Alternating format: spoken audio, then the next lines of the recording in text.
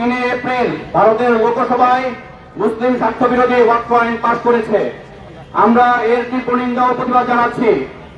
ভারত তার লাগাতার মুসলমানদের বিরুদ্ধে তাদের যে চক্রান্ত তারই অংশ হিসেবে এই ওয়াকফ বিল পাস করেছে। আমরা দেখেছি ভারতীয় উপমহাদেশে যখন মুসলমানরা শাসন করেছিল তখন সেখানে একটি সম্প্রীতি বজায় রেখে তারা সেখানে শাসন করেছিল, কিন্তু 1947 সালে দেশ ভাগ হওয়ার পর থেকে ভারত মুসলমানদের উপর লাগাতার তারা নিষ্পেষণ চালিয়ে আসছে এবং সেখানে লক্ষাধিক মুসলমানদেরকে হত্যা এবং তাদেরকে তাদের ঘরবাড়ি থেকে বিতাড়িত করেছে। আমরা এর তীব্র নিন্দা এবং প্রতিবাদ জানাচ্ছি। আমরা বলতে চাই, ভারত যদি তাদের মুসলিম বিদ্বেষী এই কর্মকাণ্ড থেকে ফিরে না আসে তাহলে সারা বিশ্বের মুসলিম এবং সারা বিশ্বের মানুষ ভারতকে বয়কট করবে। আমরা ভারতের কাছে আহ্বান জানাবো, আপনারা আপনাদের এই ওয়াকফ বিল থেকে সরে আসবেন। এই উদাত্ত আহ্বান রেখে আমার কথা শেষ করছি। আসসালামু আলাইকুম ওয়া রাহমাতুল্লাহ। সম্মানিত উপস্থিতি, এ পর্যায়ে কথা নিয়ে আসছেন আজকের এই মানববন্ধনে কেন্দ্রীয় কার্যকরী পরিষদের সদস্য, কেন্দ্রীয় কলেজ কার্যকরী সম্পাদক জনাব শহীদুল ইসলাম ভাই। এ পর্যায়ে কথা নিয়ে আসার জন্য অনুরোধ করছি জনাব শহীদুল ইসলাম ভাই।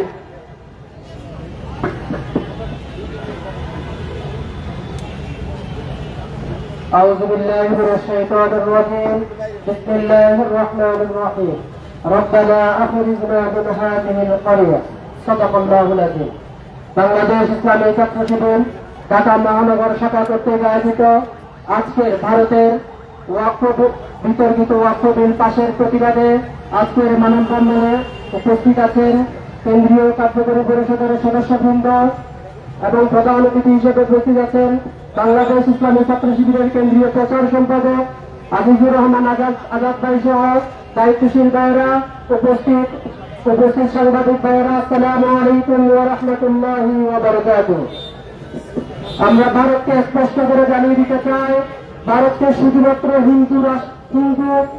হিন্দু রাজারাই শাসন করেনি, এই ভারতকে 650 বছর মুসলমানরাও শাসন করেছিল।